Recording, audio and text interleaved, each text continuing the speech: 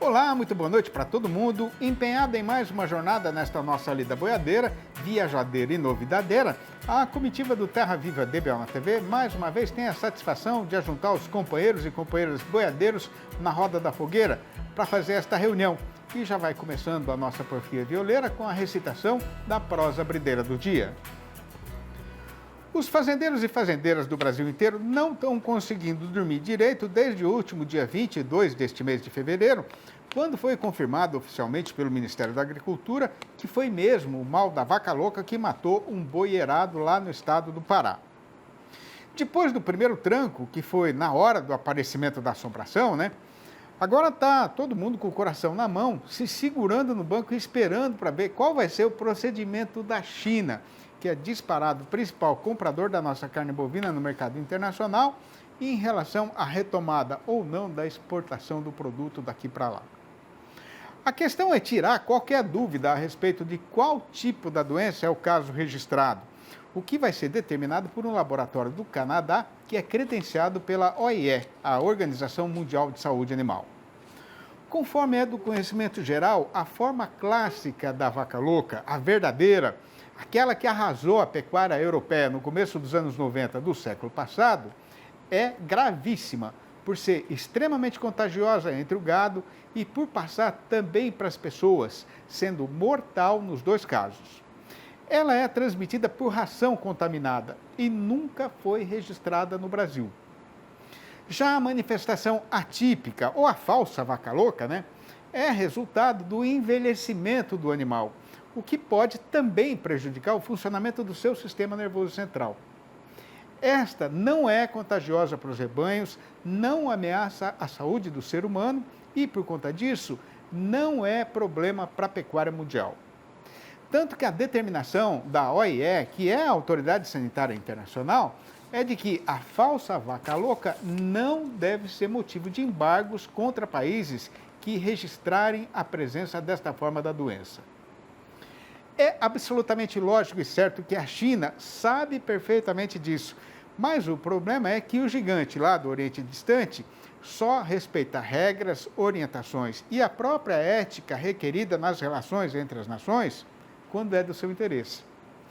Nesta questão, já ficou demonstrado que a sua medida de segurança sanitária varia conforme a sua posição no mercado e o tamanho do estoque de mercadoria guardado nas suas câmaras frias.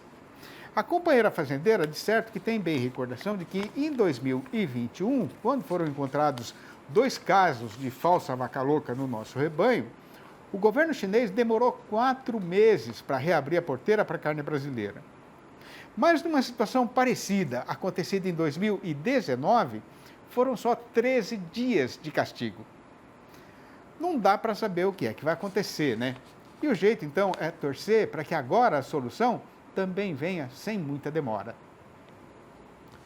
Dando seguimento na lida e como a comitiva não é de deixar a promessa descumprida, a gente pede agora a atenção de todo mundo que está aí na frente da televisão para a apresentação das notícias a respeito do mercado do boi magro e do gado de reposição. Mesmo com uma perspectiva positiva quanto à firmeza no mercado do boi gordo, até o início da segunda quinzena de fevereiro, o mercado de reposição já vinha apresentando movimentos diferentes entre as praças pecuárias brasileiras. Mas com o recente caso de vaca louca, confirmado pelo Ministério da Agricultura no dia 22 deste mês, que afastou as indústrias frigoríficas da comercialização de animais e de uma semana mais curta devido ao feriado de carnaval, poucos negócios foram feitos no mercado de reposição.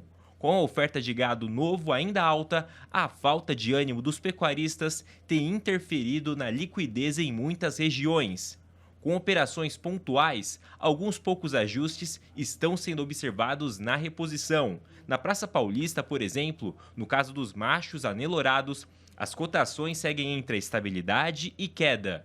Destaque para o garrote, que apresentou recuo de 1,3% no comparativo semanal, sendo comercializado a R$ 2.957. Já para as fêmeas, o destaque negativo foi a vaca magra, que recuou 0,1%, valendo agora R$ 2.642 na mesma comparação. De acordo com o acompanhamento da Scott Consultoria, a relação de troca para o invernista no Pará está maior para 2 das 4 categorias de machos para reposição, comparando com janeiro. No caso do bezerro de ano, a relação de troca está 1,4% menor, sendo que hoje é possível comprar 2,11 animais desta categoria com a venda de um boi gordo de 19 arrobas. Queda também para o bezerro desmamado com um valor de um boi gordo correspondendo atualmente a 2,57 bezerro, ou 2% a menos no poder de compra do recriador. Para o boi magro, a queda foi de 0,6% no poder de compra do pecuarista, com um valor apurado na venda de um boi terminado, sendo equivalente a 1,43 boi magro. Com o sol já se descambando devagar e manso lá para diante do remanso do rio, a comitiva vai dar um breve descanso para a boiada para ganhar de novo a estrada em instantes. Aguarde. Estamos de volta e com a boiada ganhando de novo o chão na estrada e levantando o poeirão, a gente pede agora a atenção especial dos companheiros e companheiras fazendeiros para a apresentação do nosso quadro Pecuária em Alta, que é uma parceria entre o canal Terra Viva e a Alta Genetics do Brasil. Acompanhe.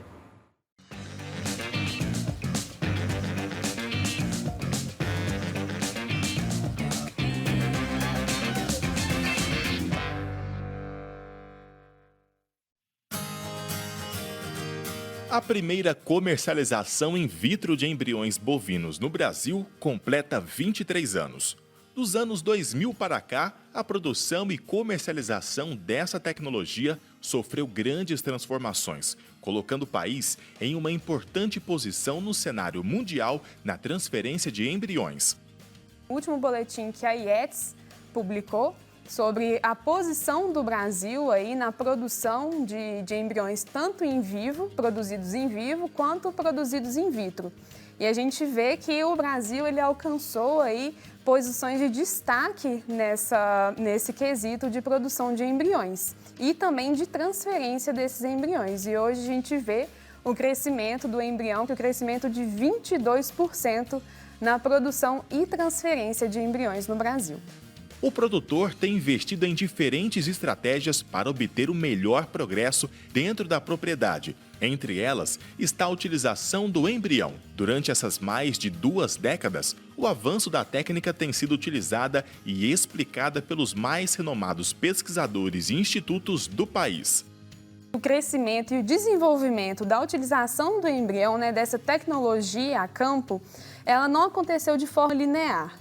A Sociedade Brasileira de Tecnologia Embrionária, ela gosta de dividir esse período em ciclos. E um artigo muito interessante publicado pelo João Henrique, da Embrapa de Brasília, ele caracteriza esses 3 ciclos. Então, o primeiro ciclo, ele acontece aí a partir do momento que nós temos a primeira transferência de embrião produzido por uma empresa comercial.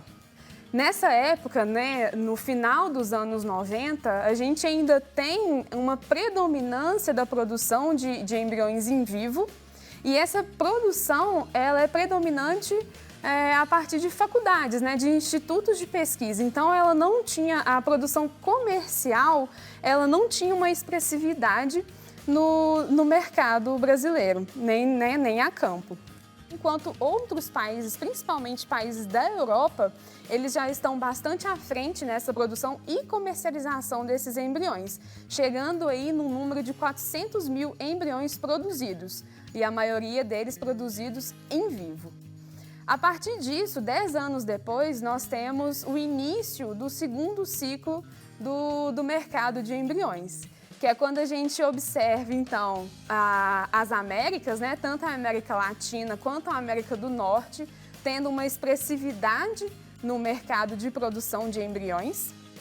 E esses países, eles começam, então, a dominar esse mercado e a dominar, então, os resultados lançados pelos boletins técnicos da IETS.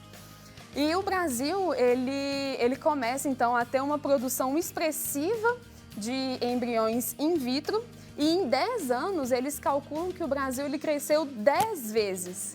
Então, aí tendo um aumento na produção e abrindo mais espaço para a tecnologia chegar até o campo. 10 anos após o início do segundo ciclo, nós temos o terceiro ciclo, que a gente fala que é a consolidação do mercado de embriões aqui no Brasil.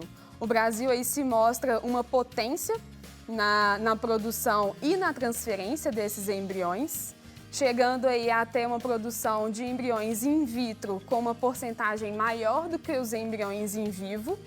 E também a gente observa que tanto embriões das raças zebuínas quanto as raças taurinas, elas têm grande expressividade.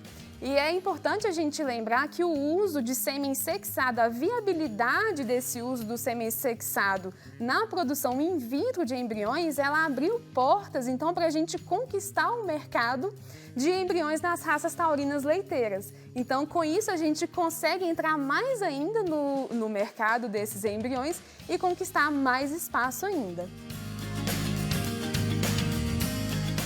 Com a técnica, o produtor tem a possibilidade de adquirir uma genética de ponta dos maiores criatórios do país que se dedicam há anos a um rigoroso processo de melhoramento genético, tanto no corte quanto no leite. Com a FIV, então, com essa possibilidade de uso dessa tecnologia, a gente consegue trabalhar com fazendas que já possuem uma história consistente no melhoramento genético, de 30, 40 anos aí ou mais. A gente consegue pegar essas doadoras provenientes dessas propriedades, trabalhar com elas, fazer embriões desses animais, e a gente consegue fornecer esses embriões e, consequentemente, esse trabalho já realizado para um produtor que ainda não faz um trabalho tão consistente, mas que está iniciando o seu trabalho. Então, esse produtor ele já começa bem na frente do que aquele produtor que não utiliza ainda o embrião.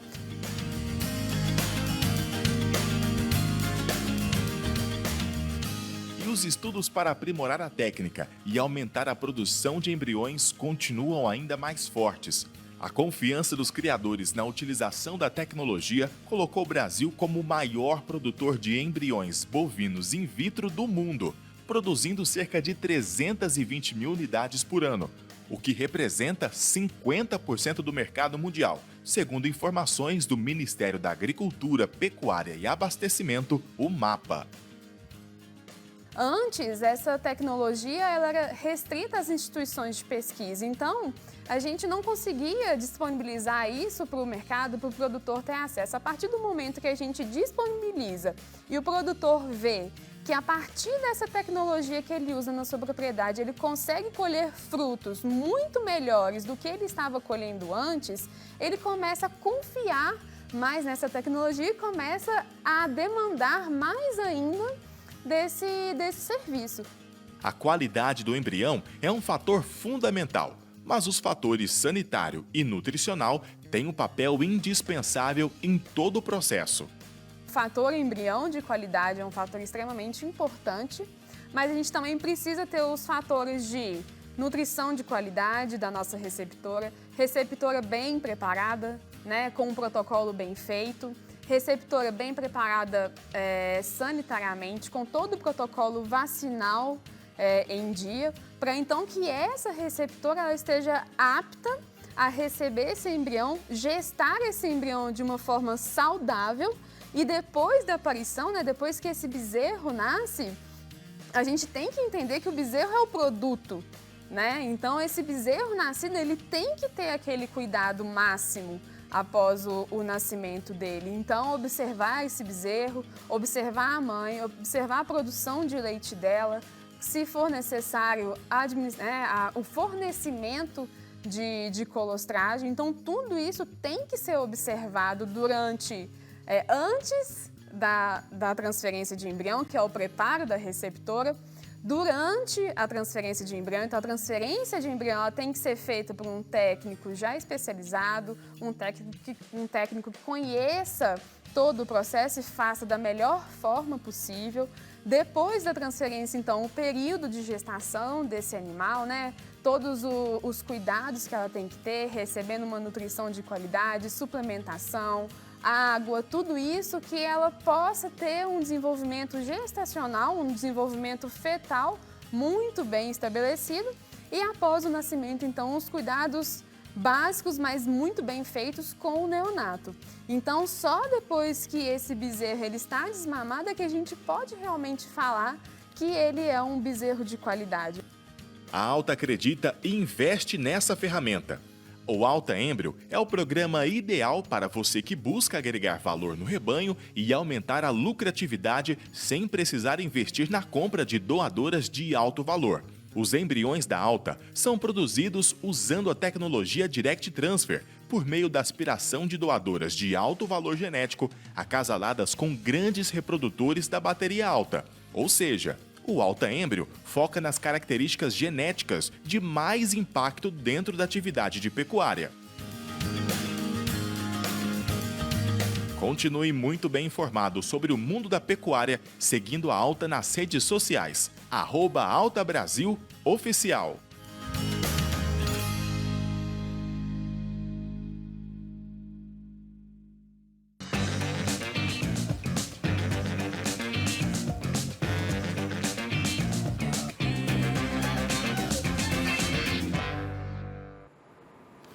Tendo a sabedência do tipo de gado que está sendo transportado e pela experiência por nós adquirida na lida em tantos janeiros que a gente está neste trieiro, agora está na hora de fazer mais uma parada ligeira para descansar a boiada.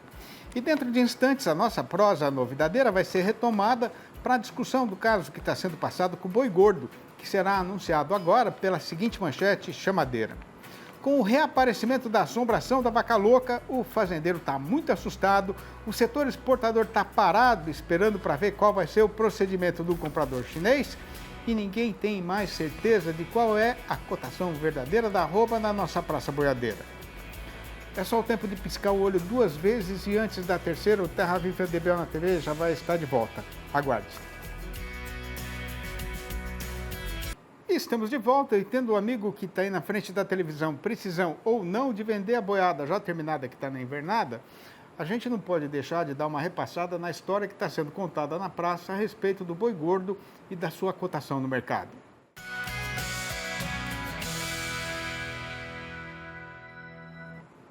E conforme já estava sendo perfeitamente esperado, e os companheiros e companheiras fazendeiros do país inteiro já estão devidamente saberizados, desde quarta-feira da semana passada, a nossa praça boiadeira está praticamente parada por causa da confirmação daquele caso de falsa vaca louca no Pará.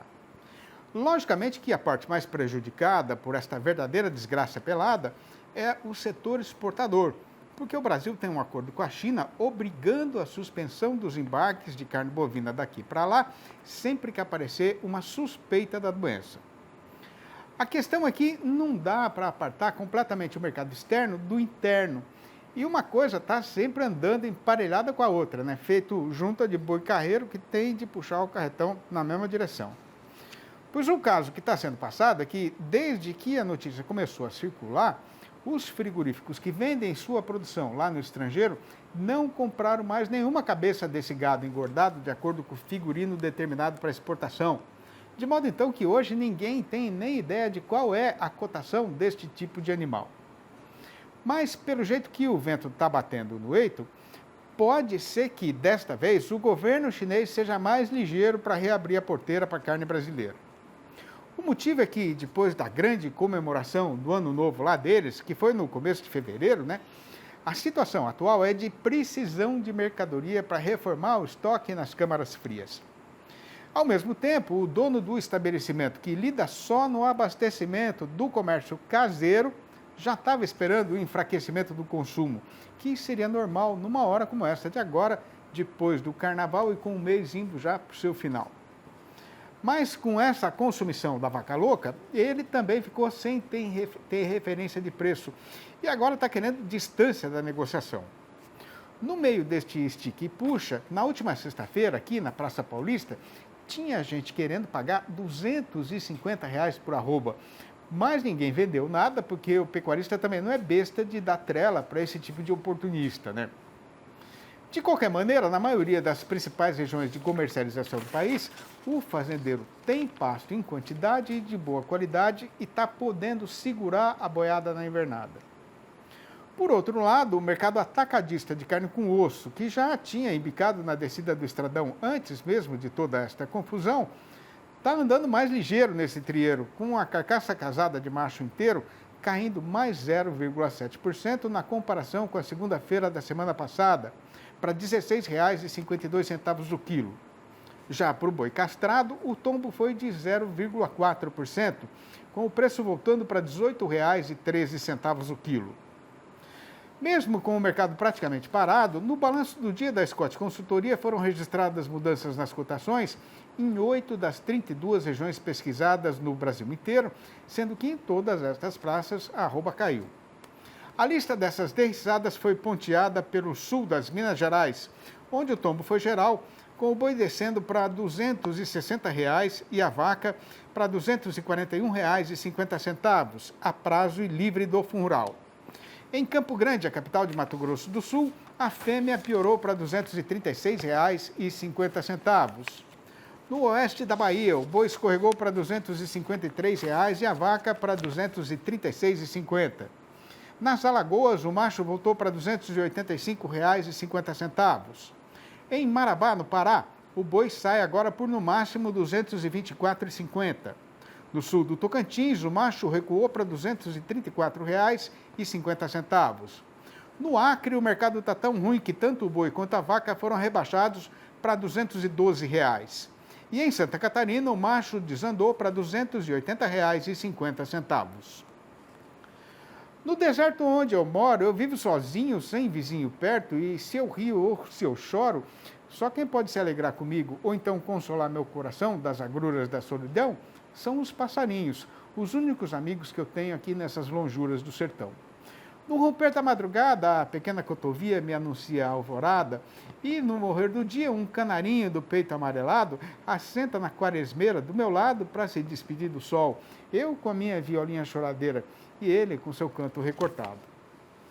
Esta prosinha rimada, inspirada nas sabedências e vivências do povo deste imenso chão do sertão brasileiro, está publicada no meu livro mais recente, Vinhos de Queiroz 4, que está a minha série formada em 4 volumes diferentes, somando mais lentas desta boa qualidade. Se quiser comprar um exemplar ou logo a coleção inteira, pode ligar diretamente para mim no meu telefone celular, que é o 11 98 224 1807. 11 98 224 1807. Ou mandar um e-mail para sidneymasco@uol.com.br ou ainda achar meu nome lá no Facebook. Com o serviço feito e o mestiço entregue no eito do jeito que tinha sido combinado e no prazo acertado, a comitiva retirada ao povo desta freguesia, mas já deixa marcada a volta do Terra Viva DBO na TV para amanhã, às 6h30 da manhã e às 7h25 da noite. Um abraço para todo mundo e até mais ver então.